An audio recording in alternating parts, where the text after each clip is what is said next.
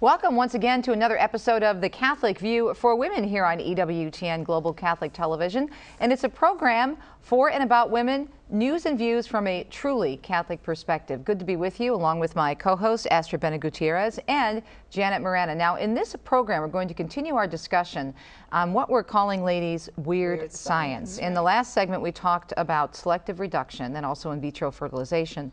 And this show, it's going to be a little bit, it's very difficult to talk about, but it's something that needs to be discussed. We're talking about another way in which women are being objectified and used out there in the culture, and this is something that really is weird science. That's right. We're talking about egg harvesting. Egg harvesting, that's right.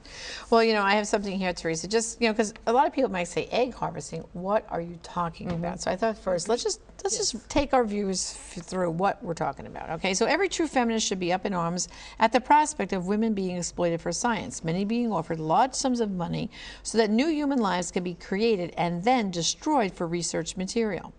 Here are some of the important facts you need to know to understand why this procedure is just one step down the slippery slope of devaluating human life. Okay, here's how it works. The average woman only produces 1 egg a month.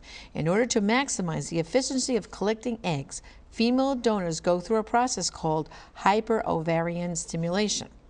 Hyperovarian stimulation is a painful procedure in which a woman is required to take large doses of hormones over a period of 1 month. Oh my goodness. Okay, then the hormones, what they do is they overstimulate her ovaries into producing approximately 10 to 12 eggs. The eggs are then extracted by a long needle. The gathered eggs are then used for the IVF or for the therapeutic purposes, and in many cases they're frozen until they're needed. Right. I mean, that's basically how that works. Now, first of all, high doses of hormones, of course we covered in our other shows what that does to women. It's risk for cancer, ovarian cancer, liver cancer, breast cancer. I mean, we already covered this in a previous program. Right. And so now women who are going through this egg harvesting because of many of them because of money, are actually putting their own health at risk. So what happens, what could happen to their own fertility after that? Well, here we go. Again, this is straight from scientific journals. I got this, okay?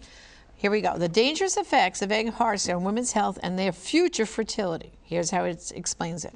Hyperovarian stimulation can result in many negative side effects, most especially a condition known as ovarian hyperstimulation syndrome, or commonly known as OHSS, can result, and this is what it can cause: ovarian cysts, massive fluid buildup and abdominal pain, infertility, and in some cases, even death. Amazing. Studies in Italy and the United Kingdom suggest that at least 1 in 10 women suffer from some form of OHSS. So if 1 in 10 are suffering from this, then how many women are then going down this road of egg donation? Think about that. Wow. Okay. The typical drug used to stimulate egg development, called Nupron, is only approved by the FDA for use in prostate cancer, not egg extraction. Now it's okay, so they're taking a drug approved by the FDA for something else, prostate cancer, and giving it to women for this egg extraction. You think there's a problem there? Now, right? in terms of the women, Astrid, you said you had a story related to this that you wanted to share with us. Indeed, you know that I counsel women that are in crisis pregnancy in a very poor neighborhood that is attacked by the abortion industry. 9 abortion clinics are there, but this egg harvesting, it's also a very lucrative business. Oh, The profit is a huge factor in why people are doing this. Now, this egg harvesting is being promoted to poor women and to college-age women. Now, I was counseling a young woman. She was in her early 20s, had a small child, and she was pregnant and contemplating abortion. And one thing she told me was, you know, I think that abortion is the best thing for me, and after I have my abortion, I'm going to consider egg harvesting. I really need the money. Now, thanks be to God, you know, she changed her mind after all of this. But when she first said that, what came to my mind was this poor woman. She doesn't seem to understand her dignity and how precious she is to God. Maybe nobody ever told her, you know, just that she's worthy of respect, that her body is sacred. And you know, I think that after the crisis, she changed her life around. But I think that it is a temptation for a lot of women to go this route, and they do not know all the harm that is involved, and that this egg can be used to create embryos that can later be discarded, and they have no idea what is going to happen, but their heart is probably telling them something. So we have to illuminate the facts. Are you seeing this in your area, because you work in the middle of an area where it's LA's abortion right? ground zero. Yeah. So you're seeing a lot of this, hearing more about these types of things. Hearing more about it as a way for women that are desperate. A lot of them immigrant women, desperate because of poverty. It's an easy way for them to make $5,000, $10,000, but at what cost? I mean, to their health. They have no idea. This can cost them their fertility or even their life. Now, when they go, Janet and Astrid, have you heard from women, that you talked to this one woman that came into your facility, but when these women are going, God forbid, for these horrible, weird type science procedures, are they being informed of the side effects and what's going to happen? Dangling this money, what is it? You said between $5,000 and $10,000 sometimes that they get for this? And even higher. I mean, I have evidence here in an article that states, I'll give you a few examples here. It says, for example, the average price, first of all, it says here that just type in egg donor in the internet. You'll come up with a number of websites that advertise egg donors of a particular age, race, intelligence, appearance, pictures, SAT scores, athletic abilities. And this is not for science experiments now. This is for prospective egg recipients, all right? This is for going back to your IVF. For couples who say a woman doesn't have enough eggs to be harvested for IVF, then they go for egg donors. And now it becomes this competitive thing about they want to pick out the designer baby. The designer baby. And here it goes. The average price women are paid for their eggs vary. A typical first-time donor can receive as little as $4,000 to as much as $80,000 or more, depending on the types of characteristics the donor couple are seeking. Oh my goodness. And here's even better. College, which we're going to have later a witness to this, advertisements flood college campuses promising large sums of money to students for eggs. Human eggs gathered from women between the ages of 18 and 25 are the healthiest and most efficient eggs to work with. Well, $80,000 to a woman who's struggling through college, working a part-time job, is a ton of money. A ton. I mean, that can help you. That could pay for the rest of half of your schooling, depending on where you're going to school. I mean, I have 3 daughters. They're still paying off their college loans. Thanks be to God. You know, they didn't do this or didn't even know about it. But imagine the girls that are being exploited. Like you're saying, poor women in the ghetto, but then women in college campuses. And this SAT score thing is a real killer. I mean, what they're saying here is, so the students that are in the dean's list probably are the ones that these people who are, kind of trying to attract them. Oh, come on, be an egg donor because you've got all the top quality eggs now because you're a dean student or you're this, you're that. Or what about the athletes on these college campuses, these star basketball players, football players? So now they're being, told that, you could donate sperm even. I mean, I've heard of this too. It is absolutely crazy. It's manufacturing babies for couples who can't have children so they can get the perfect child. It's really scary. It is really weird science. Scary. Let's go to the soundbite. Why don't you set it up for us, because you work with Mary Kaminsky. Yeah, Mary Kaminsky, she's been on some of our other programs. She works in campus ministry, and we just asked her about egg harvesting, and let's hear what Mary had to say about what goes on her campus. In many of the college newspapers today, you will find articles on egg donation for anywhere from $10,000 and up for a single donation. And a young college girl, many of these girls are working, they don't have the money, they're putting themselves through college, they see this $10,000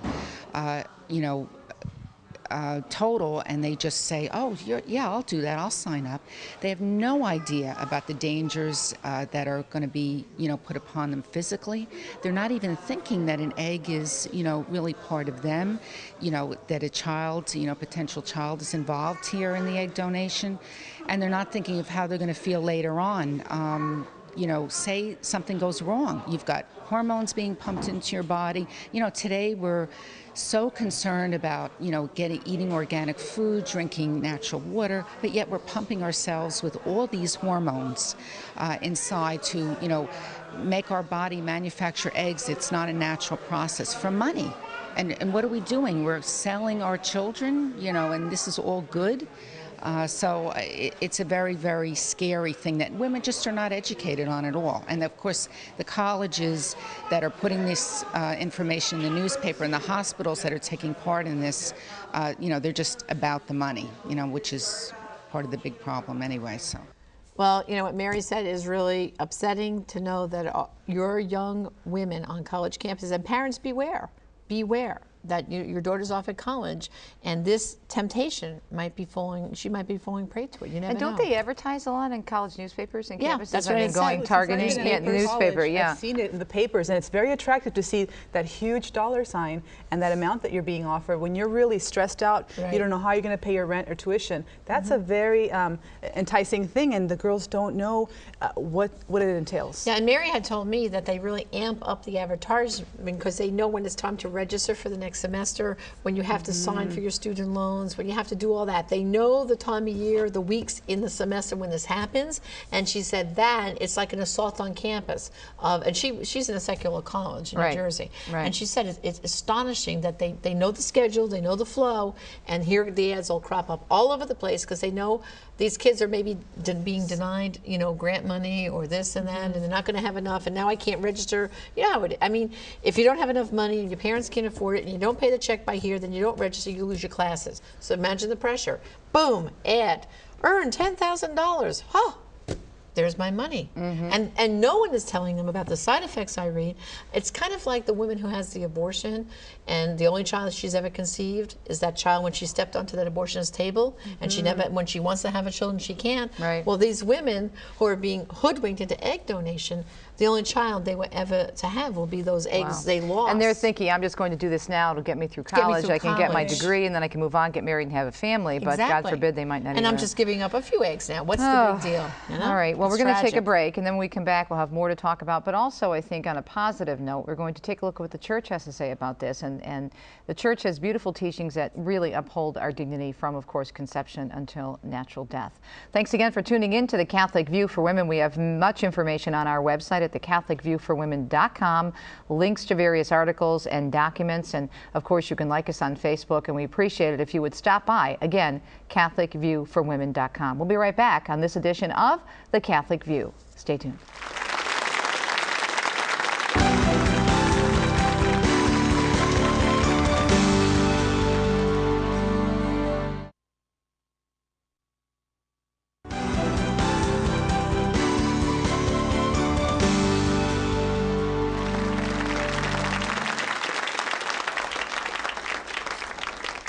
Welcome back to our show, The Catholic View for Women. I'm Teresa Tomeo, along with my co-hosts Astrid Bennett Gutierrez and Janet Morana. Continue our discussion on weird science. And ladies and gentlemen, we are talking weird and just so sad what's happening out there.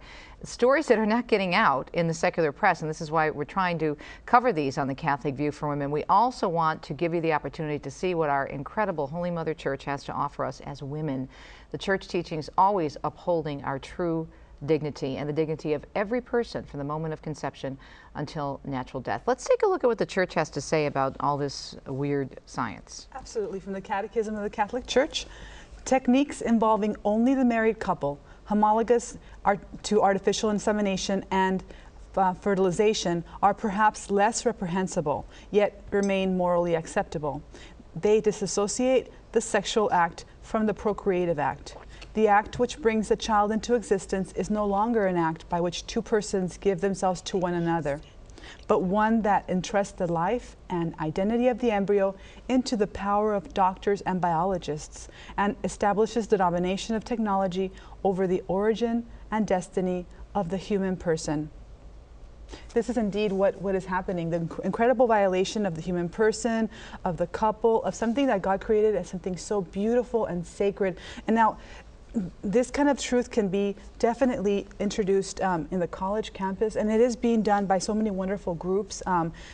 Groups such as the Anscombe Society, Love and Fidelity are shedding light on these truths, because I think the college woman that is being attacked is being denied the truth, because the universities are teaching what the culture of death teaches. So thank God for these groups that are highlighting the truth, and also not only the physical but also the emotional devastation of these attacks on human life. If you think about what young women in college campuses are facing these days, I mean, I graduated college in 1981. I know you're younger than us. What year did you graduate undergrad?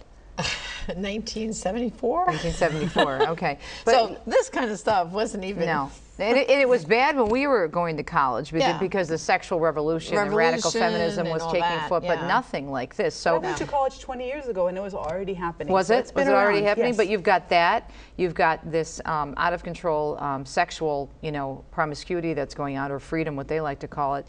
You've got so many things with experimentation. It's just, this is why it's really important, and a reminder why before you send your kids off to college, even if it's a Catholic college, we talked about this earlier in the show with the young women episode that we had. Right. That, and you're the mom of 3 girls. 3 daughters. 3 daughters, that you ground them in the faith. Right.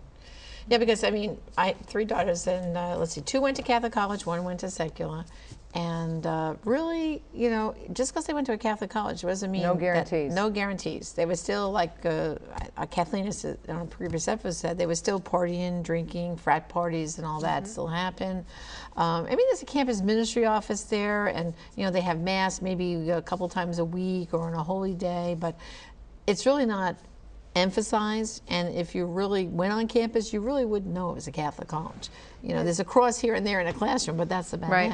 And if a young woman has a vision of what kind of family she wants, she sees her womb as something sacred and beautiful, and wants to aspire to something like a family, marriage, this doesn't compute anywhere near, her vision for her life. And you also learn to trust God and find other ways to make money, and God provides one way or another. There's no need to resort to this, and it's so devastating. And again, women can lose their lives with this kind of thing, and they will not be told just the same way. It's very similar to what happens when you go to an abortion clinic. The less they tell you in these places, the better, because they want the money. That's bottom line. Well, it's kind of like when you send your kids off to college, you kind of need to say, like, what should I be telling them about? Because let's face it, we don't hear homilies from the pulpit about the dangers of egg harvesting and how it's against the church's teaching.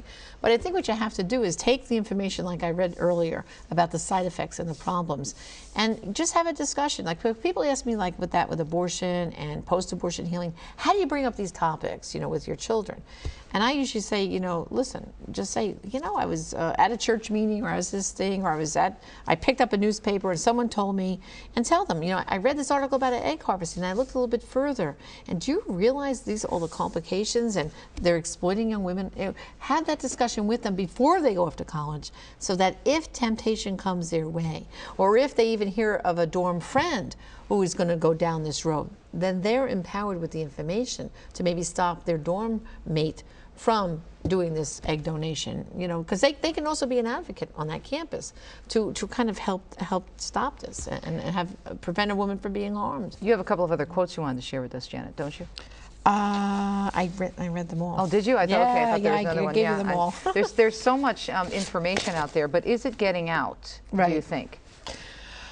It's not. It's really not. And unfortunately, what really happens is, especially on the science side of this, it's, like with stem cell and all that, it's being reported as being a way of helping science to cure diseases. So, for example, one of my daughters is a type 1 diabetic. Very, she's a real diabetic. She's on an insulin pump.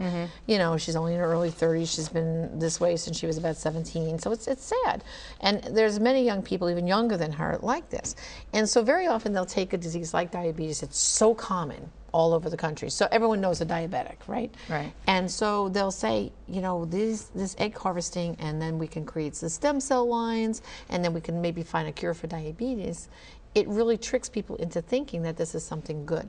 So in addition to the procreative part where they're petri dishing and donor egging and all this other stuff for athletes and super people, super babies, the other side is they're toying with these women's emotions to say, well, you have a sister who's a diabetic. If you donate your eggs, it's helping maybe to find a cure for her. So besides the money part, there's a sympathy angle to this. You understand? So they're trying to make people realize you're doing something good for society. And because that's what these ads do. They just don't talk about the money, but they talk about it as being almost a heroic act, for society. And they'll list for helping a family who's couple who's infertile or whatever, but also helping the scientists who want to find cures for all these diseases. And let's face it, a young, well-meaning college woman could be trapped into this, especially if she has a family member that's suffering from a disease. She might say, well, this is something I'm doing, this is for the good of society. I heard one place, Teresa, where they equated this with giving blood.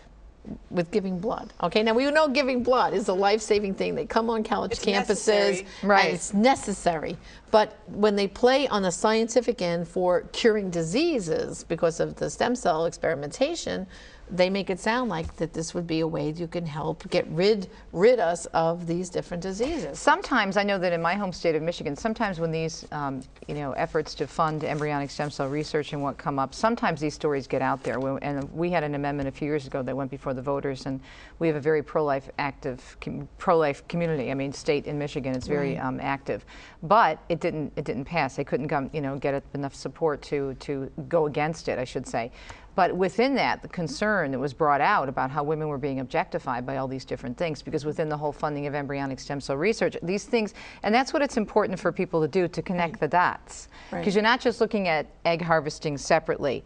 You're not just looking at selective reduction separately or in vitro fertilization. It all goes together, because once you go down that slippery slope, where does it take you? Where does it take you? A lot of high school students and college students are reading a secular book called Brave New World by Aldous Huxley.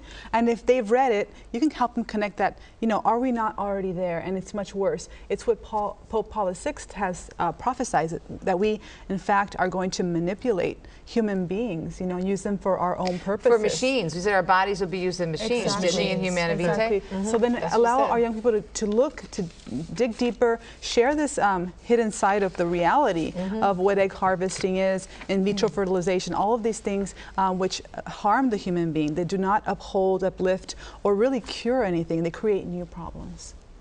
Well, I mean, here's a medical fact, just another interesting thing. There are about 17 million Americans with diabetes, and it has been estimated that you would need 170 million to 1.7 billion human eggs would be necessary to help treat them all with their own genetically matched cells. That's even if this would work to cure a disease. So no wonder there's such a push to advertise and to get these young women to. Absolutely. Oh my goodness. Absolutely. Goodness. Now we do have some homework, and we have about 3 minutes left. So why don't we go over the homework assignment, Janet? All right. Well, first of all, we want them to again read, and we're going to have discussion questions on the website for Dignitatis. Oh, and that's the other thing. Let's remind the women of the discussion questions, because we want them to read the questions. But this would be great for a group discussion. Right. Especially, let's say, if there's a mother-daughter that's involved in one of our group discussions. Exactly. That would be a really good And what I think, Teresa, we need to take this to the women's groups that exist already within your parish. We're not asking, you don't have to form a separate group, but just because this could be a topic of discussion. Yes. And so we have with Dignitatis Personae and, of course, Donum Vitae, we will have discussion questions to delve into this deeper. We're also going to highlight the passages from Humanae Vitae, where Pope Paul VI was warning us and showing us going down this road where it would end. Don't you ever think, every time I think of this, I think of the old, who was it, the Will Robinson, warning, warning, danger approaching. Yeah, I mean, there's so much danger here. I just want to put up this big sign that says danger, do not enter. I mean, it's just, this is scary stuff. It's scary stuff, and it's going on all over the country, in every state here in the United States. Do not think that your little state is exempt from this. It's going on. And then finally, we're going to re-highlight the passages in the Catechism, which we'll have on the website. And of course, with all this frustration and everything we do, we have to say we turn to our Blessed Mother, the really model for all women to look to for spiritual strength, to not to go down these roads. And of course, we have our beautiful symbol, the Madonna of the Kitchen, which we've been highlighting on all our programs. She is a great inspiration, really, to have in your home, in your kitchen. And for the college students, that we're talking about these women being exploited, every dorm room has a hot plate or a microwave. And the Madonna of the Kitchen can be right there to maybe the inspire Madonna of the them. microwave. And if your mama's watching, what does your mother always say? The Blessed Mother is watching you. That's right. Rosie always says that. That's and right. So if the Blessed Mother's watching, hopefully you'll be protected. Say your daily rosary and pray that this weird science does not enter into your home or to attack to your daughters. And as a mother of 3 daughters, thanks be to God, my daughters have not been exposed to this. They didn't do it, but you never know. It could happen to anybody, really can. And that's why it's important to bring these topics to discussion at the table. It really is. Really. Thanks so much. You guys are just wealth of information. Really hope you are learning something from these programs. That's why we're trying to really dive deeply into some of these topics and do, 2 versus 1 show on something as scary as, weird science, because it's affecting women greatly in so many different areas. Thanks for tuning in to the Catholic View for Women. As Janet and Astrid and I have been stressing, it's important to check out our website. website for more information, to watch some of the shows because they will be posted online. And again, that website is thecatholicviewforwomen.com. I'm Teresa Tomeo along with Astrid Bennett Gutierrez and Janet Morana. And until next time, have a blessed day, and don't forget, tune in to EWTN and, of course, your next view of the Catholic View for Women. We'll see you then.